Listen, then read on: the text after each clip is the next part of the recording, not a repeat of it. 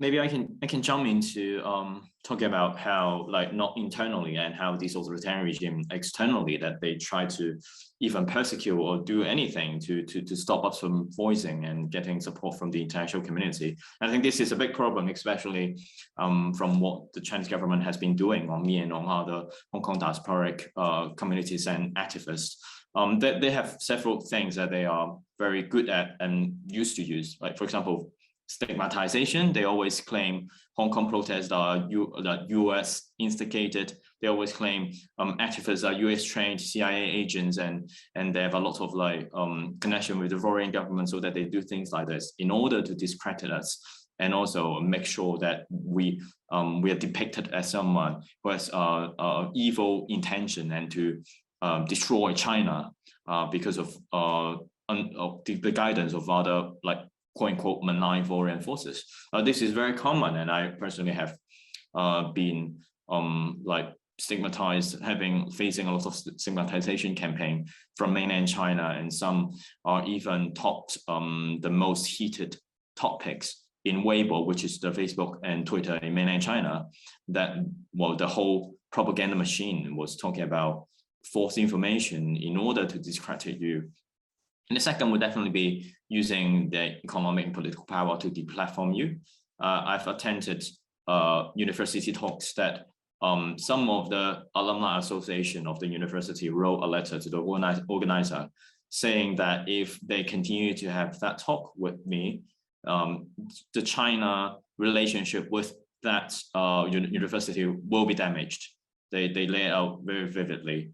And there are also some I didn't attend.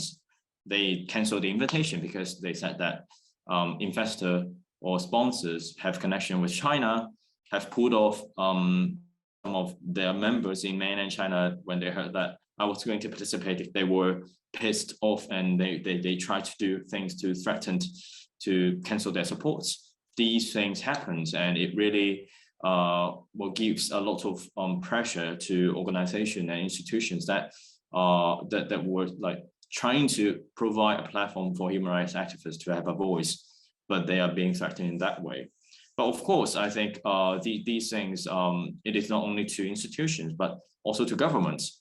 I can also sense that there are certain elements, even in the current administration, in the US administration, that they are worried that like meeting with me or people like me may worsen the relationship, or that, like displaying certain heated image of the administration to the Chinese government.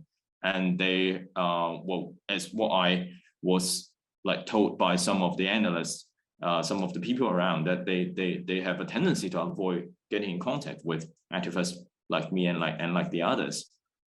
I think this should be changed. Even though like we've been talking about how incapable the international community, the international organization to hold the authoritarian regime accountable, but at least the very least that we could do is we have a platform for us to promote our causes, our narrative, and counter those narratives from these malign regimes that abuse human rights violation and use the propaganda and false information to stigmatize everyone. And then we can generate certain forces to make a change, no matter it's on the government level, on the consumer level, on the cultural level. I think at least this is what the international community could do in that way, but seemingly they're not doing enough. And sometimes that disappoint people when even the government is also reacting to that play from, for example, the Chinese Communist Party and trying not to provide as much support as they could to overseas activists.